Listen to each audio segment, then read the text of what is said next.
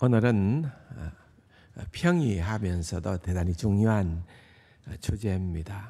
교회란 무엇인가에 대한 부분을 여러분들이 잘 알고 있는 내용입니다만 한번 정리한다 그렇게 생각을 하시고 또 혹시라도 잘 모르는 부분이 있다고 하면 오늘 말씀을 통해서 정확한 교회의 본질이 뭔가, 교회가 어떤 일을 해야 하는가라고 하는 그러한 부분을 좀 말씀을 통하여서 깨닫고 좀 도전받는 그런 시간이 되면 좋겠습니다.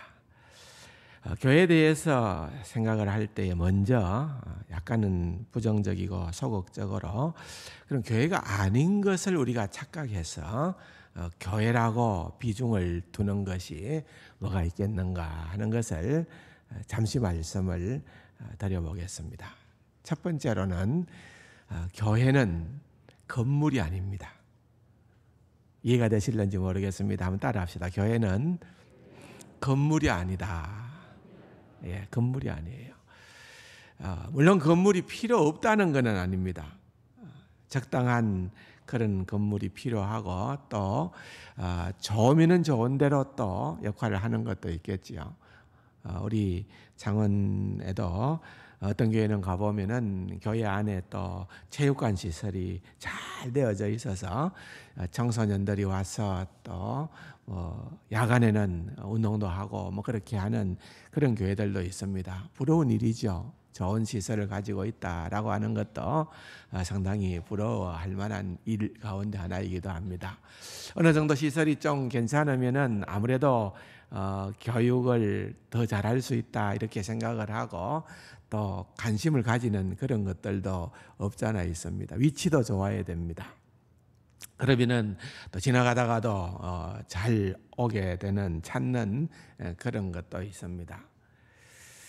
그러나 여러분, 결코 교회는 역사적으로 볼 때에 건물이 아닙니다. 여러분들이 유럽을 한번 여행을 한다든지 그렇게 다녀보면은 그렇게 오랜 기간 동안에 공을 들이고 지어놓은, 지금도 감탄할 수밖에 없는 그런 화려한 그런 예배당 건물들이 많이 보입니다. 그러나 결코 그것이 교회일 수가 없는 것은 거기에 모이는 구성 멤버들이 누구냐 하는 것이고 또 얼마나 모이느냐 하는 그런 부분들을 꼼꼼히 한번 살펴보게 될 때에 교회는 건물이 아니다라고 하는 것에 여러분들이 동의를 할 겁니다. 뿐만 아니라 교회는 어떤 친목 단체가 아닙니다. 사교 단체가 아니라는 말입니다. 쉽게 말하면은 라이온스 클럽 또는 로타리 클럽 같은 어떤 목적을 가지고 모여서 교제를 하고 역할을 하고 그렇게 하는 친교 단체가 아닙니다. 물론 교회는 교제가 있어야 됩니다. 요즘 우리가 교제를 많이 못함으로 인해서 상당한 어려움도 있습니다만은, 그러나 교제가 있어야 되고 그렇게 하기는 하지만은 그것이 교회의 본질은 아니라는 거죠. 그것이 핵심이 아니라는 것입니다. 사회적인 그런 친교 모임하고는 다르다라고 하는 것을 생각해 볼 수가 있습니다. 또 세 번째로는 교회는 정말 어렵고 세상에 힘든 가난한 사람들을 돌보는 일을 해야 된다, 구제하는 일을 해야 된다, 살펴야 된다, 그렇게 말들을 하는 분들이 참 많이 있지요. 충분히 일리가 있고 합당한 얘기라고 봅니다. 그러나 그럼에도 불구하고 교회는 그런 구제기관은 아닙니다. 구호기관도 아닙니다. 구제나 구호 같은 일들을 교회가 관심을 가지고 해야 되는 것은 틀림이 없지만은 그것만을 위하여 존재하는 것이 교회가 아니다라는 점입니다.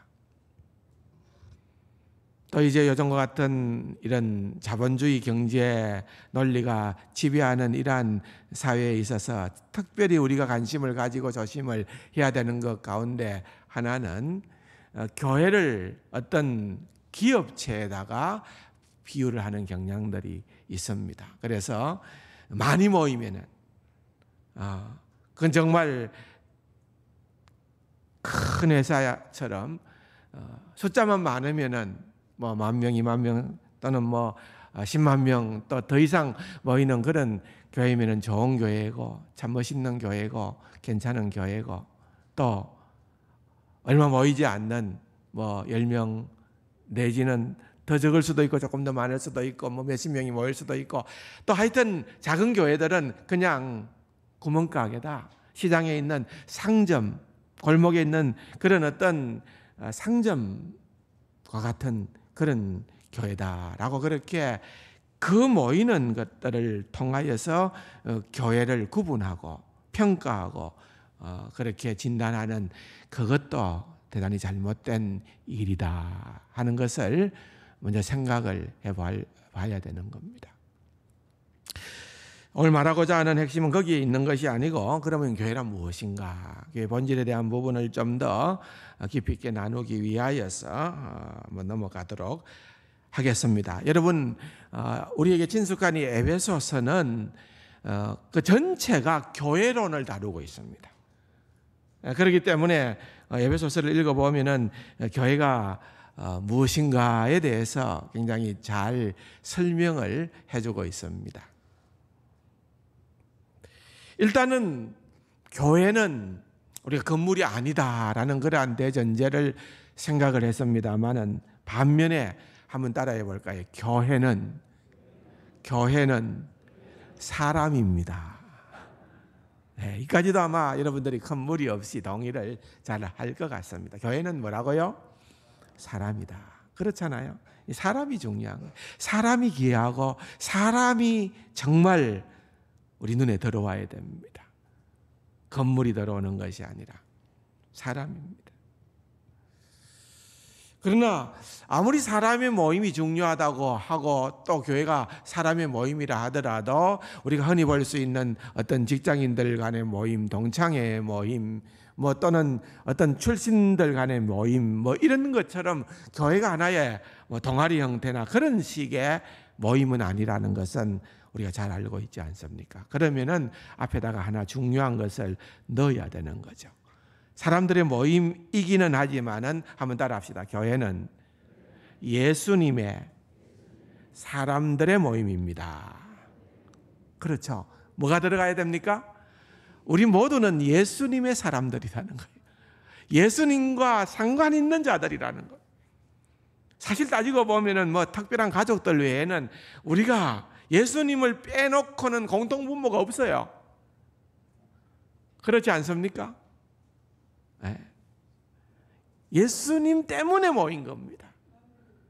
지난주일과 그지난주일 공교롭게도 우리 교회와 또 동산세강교회 그런 어떤 임직 은퇴식이 있었습니다만은, 그 모두가 진행되는 과정들을 보면은 결국은 우리가 그와 같은 일들을 감당하고 또 축하도 하고 또 격려도 하는 그 모든 거기에는 우리의 모임이 예수님의 사람들의 모임이에요.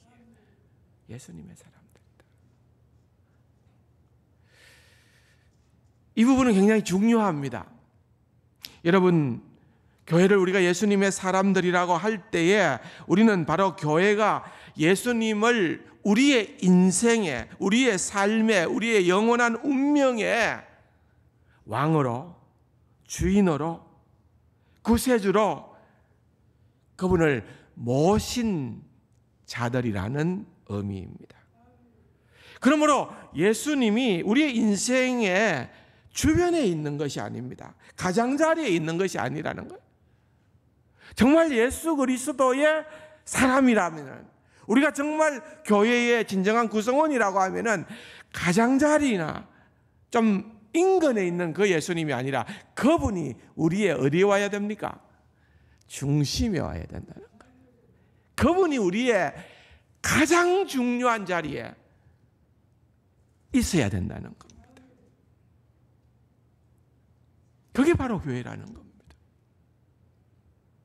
사람이 교회다. 예수의 사람이 교회다.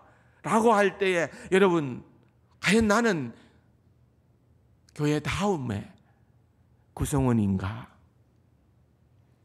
그것을 진단하는 핵심은 예수 그리스도가 내 중심에 있느냐 하는 것입니다. 필요할 때 찾고 도움을 청하지만은 평상시에는 예수님 좀 가만히 계십시오. 내가 똑똑합니다. 내가 실력이 있습니다. 내가 능히 내 힘으로 무엇이든지 할 수 있습니다. 내가 가 아니라 예수라면 어떻게 했을까? 언제나 예수님을 묵상하고 예수님을 나의 삶의 중심에 놓는다는 거예요. 자, 대전제입니다. 교회는 건물이 아니고 교회는 예수의 사람들이다. 이까지는 충분히 잘 이해하셨으리라고 보고요. 이제 그러면 교회가 무엇인가? 성경에 보면은 그림이, 교회에 대한 그림이 이렇게 뽑아보면 한 20가지 정도는 나와요. 그걸 오늘 다 말씀을 드릴 수는 없고 에베소서에 나타나는 말씀을 중심으로 몇몇 가지를 한번 살펴보려고 생각을 합니다. 그 첫 번째는 오늘 본문 19절의 말씀입니다. 같이 한번 보도록 하겠습니다.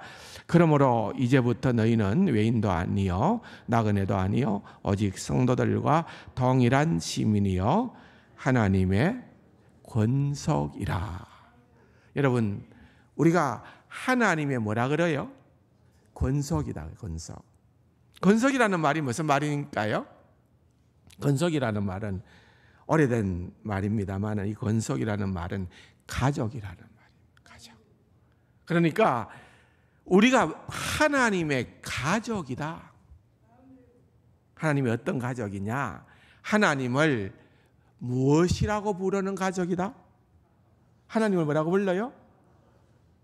하나님을 아버지라고 부르는, 하나님을 아빠라고 부르는, 하나님을 아버지라고 부르는 그런 하나님의 가족이다. 여러분, 이게 굉장한 겁니다. 예수님께서 오셔서 하늘에 계신 아버지여라고 하나님을 불렀던 것처럼 우리가 하나님의 가족이 되어서 하나님을 아버지라고 부를 수 있다는 것, 이 대단한 특권이란 거예요. 어마어마한 특권입니다. 이 점을 우리가 잘 기억을 하면 좋겠습니다. 우리 모두가 예외 없이 어느 누구도 하나님을 아버지라고 부를 수 있는 그런 구성원들이라고 한다면은, 공동체의 일원이라고 한다면은 여러분 어떻게 해야 될까요? 우리가 다른 사람을 향하여서 정말 그 사람이 내 마음에 들든지 그렇지 않든지 간에 기본적으로 취해야 될 그러한 태도는 그 사람을 배려하고 사랑으로 품어주고 좀 더 그 사람을 위해서 내가 희생하려 하고 그 사람을 이해하려고 하고, 왜? 우리 주 예수 그리스도의 보혈로 인하여 우리가 한 가족이 되었다는 거예요. 내 마음에 안 든다고 해갖고 불같이 호령하고 야단치고 책망하고 나무라는 그것이 아니라 가족의 중심에는 사랑이 있어야 된다. 긍휼이 있어야 된다. 자비가 있어야 된다는 겁니다. 옆에 사람 한번 보십시오. 가족 맞습니까? 가족 맞아요? 잘생겼나요? 좀 고친 것 같아요? 어떻습니까? 여러분, 이렇든 저렇든 간에 여러분 이 자리에 앉아있는 우리 모두는 한번 따라합시다. 하나님의 건석이다. 하나님의 가족이다. 그 말입니다. 하나님의 가족이기에 나는 기꺼이 내 자존심도 꺾겠습니다. 배려하는 마음도 가지겠습니다. 내 것을 내려놓는 그러한 마음도 품겠습니다. 그렇게 우리가 나가야 된다는 겁니다. 첫 번째입니다. 하나님을 뭐라고요? 아버지라고 부르는 그러한 우리다. 자, 두 번째로는 에베소서 전체가 교회론을 말하고 있기 때문에 5장에 있는 말씀을 한번 보도록 하겠습니다. 에베소서 5장에 보면은 두 번째 그림이 나오는데 32절 말씀입니다. 같이 한번 읽어볼까요? 이 비밀이 크도다. 나는 그리스도와 교회에 대하여 말하노라. 여러분, 사도 바울이 지금 이렇게 얘기합니다. 이 비밀이 크도다. 나는 그리스도와 교회에 대하여 말한다. 그랬습니다. 앞에 무슨 내용을 말하고 있었습니까? 우리가 아는 것처럼 남편과 아내와의 관계. 여기에 대해서 사도 바울이 잘 설명을 하고 난 다음에 이제 이 문단을 마무리 지으면서 결론적으로 하는 얘기가 이겁니다. 32절에 그러므로 이 비밀이 크다. 나는 그리스도와 교회에 대해서 말한다. 무슨 말인가 하면은 여러분, 교회는 예수 그리스도, 하나님의 아들이신 예수 그리스도와의 관계를 말하게 될 때에 교회는 예수 그리스도의 뭐라? 신부다. 그 말입니다. 교회는 예수 그리스도의 아내다. 그랬어. 영적인 의미입니다. 생물학적인 의미가 아니라 영적인 의미입니다. 초대교회 기독교인들이 막 핍박을 받았던 가운데 황당한 일들 가운데 하나는 뭡니까? 이 형제 자매라 불렀다 이런 거예요. 형제 자매라 부르니까 이것은 영 윤리적으로 도덕적으로 그냥 피를 함부로 섞고 아무렇게나 그렇게 사는 그런 개념 없는 사람들이다. 이런 식으로 몰아간 거예요. 한 박해 이유 가운데 하나가 그런 겁니다. 그런 의미가 아니죠. 우리가 주님 안에서 형제, 자매다 할 때는 영적인 의미죠. 예. 그런데 영적인 의미에서 하나님을 아버지로 부를 뿐 아니라 예수 그리스도의 신부된 그러한 자들이 바로 저와 여러분이다. 듣기 좋아라고 하는 말이겠지만은 제 아내가 늘 그럽니다. 저한테 당신 때문에 그래도 나도 늘 좋다는 거예요. 남편이 목사니까 목사 3호로 예우를 받는다는 거예요. 제가 기분이 좋겠습니까? 싫겠습니까? 기분이 좋습니다. 예. 그러니까 남편이 누구냐에 따라 가지고 결정이 된다는 거죠. 남편이 대통령이면은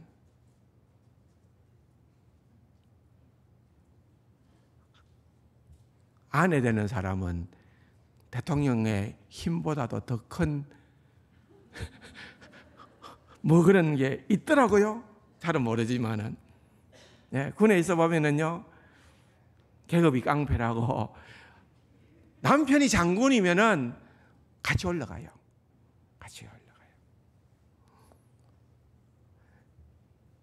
여러분, 그렇다고 한다면은 예수 그리스도의 신부다라고 할 때에 예수 그리스도께서 얼마나 존귀한 분인가를 알게 되면은 우리의 위치가 올라갑니까?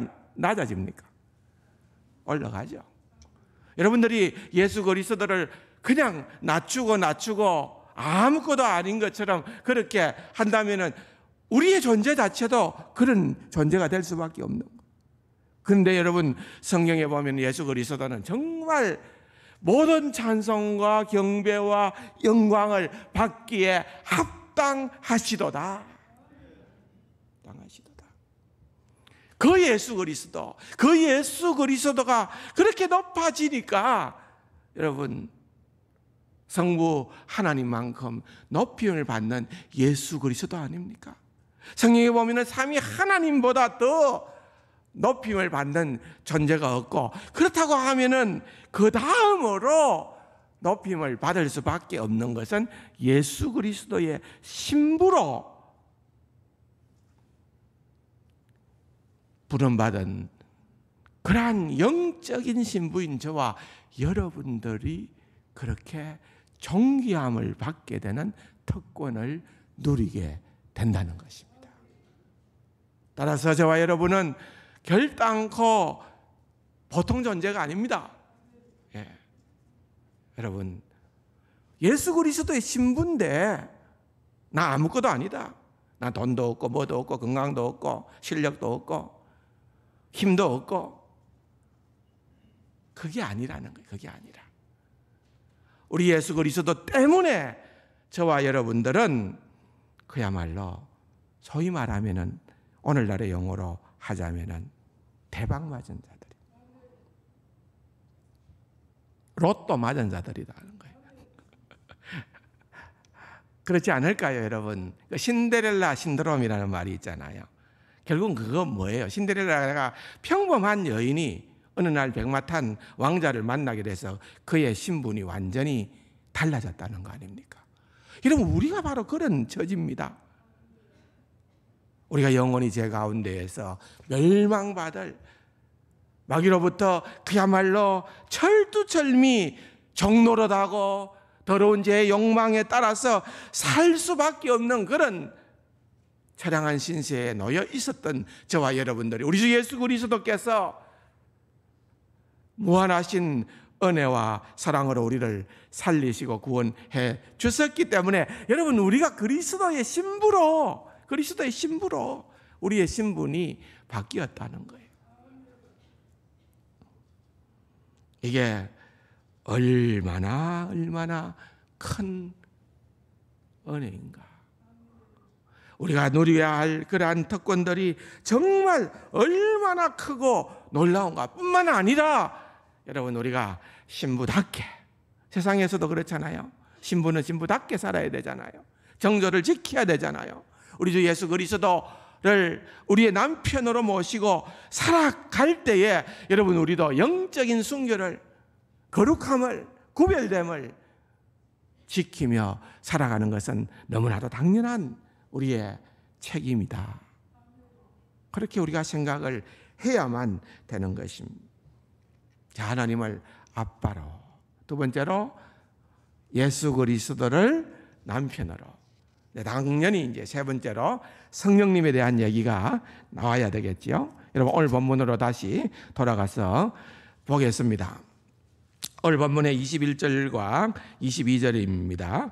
그의 안에서 건물마다 서로 연결하여 주 안에서 성전이 되어가고 너희도 성령 안에서 하나님의 거하실 처소가 되기 위하여 그리스도 예수 안에서 함께 지어져 가느니라.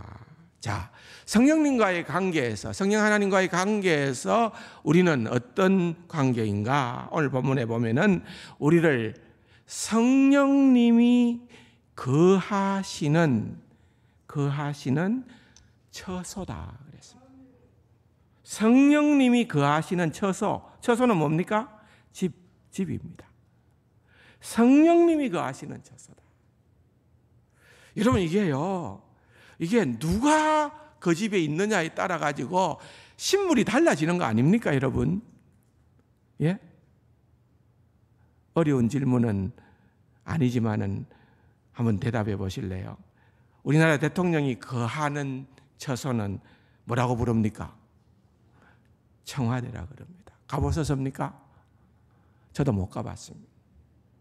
제가 군에 있으면은 가끔씩 지휘관이 머무는 지휘관 공관이라고 해요. 공관. 들어가서 교제도 나누고 식사도 하고 그런 적은 있습니다. 그런데 공관만 하더라도 보면은 헌병들이 지키고 나름대로 아주 제일 멋있는 집, 그런 데에 위치를 하고 있습니다. 청와대 안 가봤지만은 일단 제가 생각할 때 좋습니다. 좋을 거예요. 아주 좋을 거예요. 미국 대통령이 거하는 곳이 뭐라 그럽니까? 백악관이라 그러죠. 영국 여왕이 거하는 곳을 혹시 뭐라고 하시는 줄 압니까? 예, 버킹엄 궁이라 그러죠. 그러면은 러시아의 우두머리가 수상인지 대통령인지 잘 모르겠어요. 대통령이겠죠. 거하는 곳을 뭐라고 부릅니까? 크렘린궁이라 그러죠. 다 이름이 있어요. 다 이름이. 그러니까 절대적 권력을 가진 자들이 거하는 곳은 특별한 곳입니다. 아무나 그렇게 쉽게 들락날락 할 수 있는 곳이 아닙니다. 제가 워싱턴 DC에 갔다가 백악관을 방문을 한 적이 있습니다. 근데 입구까지만 갔다 왔습니다. 일정이 서로 안 맞아서 제가 들어가고 싶었는데 들어갈 수는 없었습니다. 밖에 보니까 관광객을 대상으로 해서 백악관에 대통령의 책상처럼 꾸며놓은 데가 있습니다. 거기에 떡 앉으면은 내가 백악관에 앉아 있는 거예요. 사진 하나 찍어봤습니다. 대단한 자리겠지요. 우리가 감히 어떻게 그런 데 가보겠습니까? 유명 스포츠 스타들이나 연예인들도 보면은 집이 장난이 아닙니다. 지난번에 제가 한번 말씀을 드린 적이 있는데 우리 동기 목사님이 시카고에서 목회를 하고 있는데 시카고에 옛날에 지금도 뭐 유명하지만 마이클 조던이라고 하는 시카고 불스 농구 선수가 있었어요. 농구 황제라 그랬어요. 그 같은 학교에 자녀들이 다녔대요. 그런데 초대를 받아서 갔는데 입구에부터 차를 몰고 한참 들어가니까 어리어리한 집이 하나 나오더래요. 그래서 거긴가 하고 쑥 들어가니까 거기는 경비원들이 머무는 곳이래. 그래서 한참 더 들어가니까 집이 나왔다는 거예요. 우리가 상상도 못하는 그런 집들을 가지고 있기는 합니다. 그래서 여러분 그 모든 것을 다 합쳐 놓아도 비교할 수 없는 것은 성령님의 집이 아니겠습니까? 우리가 교회가 성령님이 거하시는 곳이다라고 하는 것을 여러분 생각을 하면은요, 이게 정말 우리의 존재가 값으로 환산할 수 없는 그런 절대 가치가 우리에게 있다는 것을 깨달아 알게 되는 것입니다. 사랑하는 성도 여러분, 교회가 이렇게 본질적으로 참 가치가 있습니다.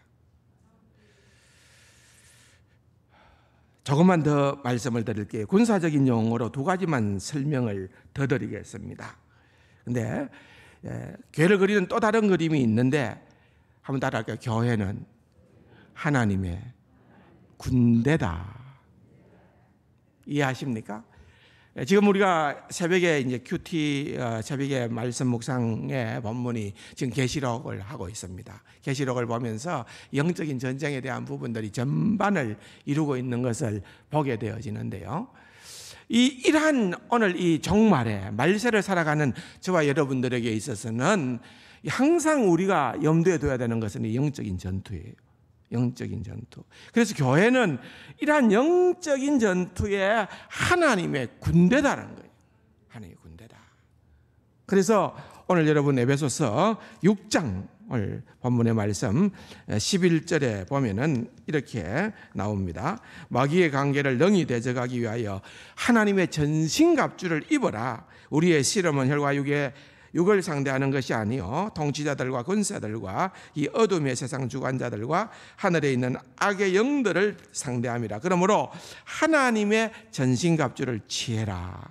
우리의 전쟁이 영적인 전쟁임을 강조하고 하나님의 전신갑주를 입으라는 거지요. 그런데 하나님의 전신갑주가 여러 가지가 있는데 우리가 다 입은 상태라고 보고 마지막에 주님께서 우리가 무엇을 갖추어야 할 건가에 대해서 말을 합니다. 사실 대부분의 전신갑주를 보면은 머리에서는 투구, 가슴에 호심경을 붙인다든지 또는 신발을 신는다든지 이런 모든 것들은 다 수비를 위한 거예요. 수비를. 그런데 그렇게 다 수비를 위한 무장을 하고 공격용 무기를 하나 가지는 건데 그게 뭔가 하면은 17절의 말씀입니다. 구원의 투구와 성령의 검, 곧 하나님의 말씀을 가지라. 이제 여러분, 전쟁에 진정 승리를 하려면 공격을 하잖아요. 수비를 아무리 잘해도 골을 못 넣으면 축구에서 이기지를 못하잖아요. 그러니까 골을 넣어야 되잖아요. 공격을 해야 되잖아요. 검을 가져라, 검을 가져라. 그런데 그 검, 성령의 검이 뭐냐? 하나님의 말씀이다. 여러분, 우리가 그래서 진짜 뭐 성경 통독을 하고 지금 사실은요, 우리가 거의 한 9년 했어요. 올해 연말까지 하면은 이제 매일 한 장씩 읽는 성경 통독을 3번 돌았어요. 3번. 그러니까 창세기에서부터 요한계시록까지 벌써 통독을 그렇게 하고 또 1년 일독 성경 통독을 하고 또 우리가 하나님의 말씀을 학습하고 공부하고 막 열심히 하는 이유가 어디에 있습니까? 말씀으로 바로 영적인 이 전투에서 승리하고자 하는 거예요. 그러므로 여러분, 오늘 우리 장로님도 그렇게 기도를 했습니다만 얼마 남지 않은 12월 한 20일 남았는데 여러분, 말씀에 더 깊이 들어가시기를 바랍니다. 여러분들이 그냥 주일날 와서 말씀을 듣는 것만 갖고는 여러분 이 영적인 전투에 좀 미흡할 수밖에 없습니다. 여러분들이 무장해야 됩니다. 이 말씀을 읽으십시오. 66권의 말씀을 가지고 여러분들이 정말 한번 내가 떼야 되겠다 생각을 하고 막 한 권은 내가 이 해가 가기 전에 한 권은 떼겠다. 뭐 때문에 제일 쉽습니까? 비결이 있습니다. 제일 짧은 장, 한 장짜리 있습니다. 빌레몬서, 유다서.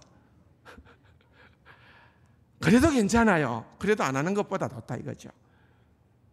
그래서 여러분들이 이렇게 하나씩 떼어가는 것, 이거 참 필요한 일들이다, 그렇게 생각을 합니다. 마지막으로 우리가 한번 생각해 봐야 되는 것은요, 마태복음 5장에 보면은 산상수훈에서 주님께서 말씀하시기를 너희는 세상에 뭐라고요? 빛이다. 또는 너희는 세상에 뭐라고요? 소금이다 그랬어요. 너희는 세상의 빛이요, 너희는 세상의 소금이다 그랬는데, 여러분 기억해야 되는 것은 세상에 빛이 되라 말이 아닙니다. 세상에 소금이 되라고 하지 않았고 너희는 세상의 빛이요, 너희는 세상의 소금이다 그랬습니다. 그럼 빛이요 소금이다라고 하는 그 말이 무엇을 의미하는 바는 마태복음 5장 16절에 나와 있습니다. 그게 뭔가 하면은 이같이 너희 빛이 사람 앞에 비치게 하여 그들로 너희 착한 행실을 보고 하늘에 계신 너희 아버지께 영광을 돌리게 하라 그랬습니다. 그러니까 빛이요 소금이라는 것은 뭘 해야 되느냐 하면 착한 행실을 하자는 거예요. 착한 행실을 해서 그 결과로 하늘에 계신 아버지께 영광을 올려드리도록 하는, 그것이 우리가 빛으로서 소금으로서 교회로서 삶을 살아가는 자의 특징이라 그 말입니다. 교회는 세상이 보도록 착한 행실을 행하라는 거예요. 디모데전서 6장 18절에 보면 선을 행하고 선한 사업을 많이 하고 나누어 주기를 좋아하며 너그러운 자가 되게 하라 그랬는데, 선을 행하고 선한 사업을 많이 하고 그 다음에 보면 나누어 주기를 그랬습니다. 나누어 주기를. 그래서 선한 행실이라는 것은 나눔입니다. 나눔. 내가 모으고 내가 획득해서 자꾸 채우는 것이 아니고, 우리 성도들에게 있어서 선한 행실은 진짜 나눔입니다. 나눔.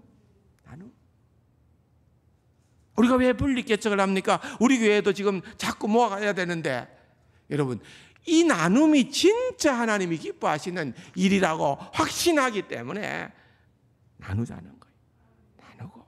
나누는 거예요. 교회 안에서도 나누어야 되지만은 교회 밖에서도 나누는 겁니다. 교회 밖으로도 나누는 겁니다. 그것이 바로 시행되어질 때에 비로소 세상 사람들이 우리를 보면서, 교회를 보면서 하늘의 아버지께 영광을 돌리게 된다. 여러분 이해하시겠죠?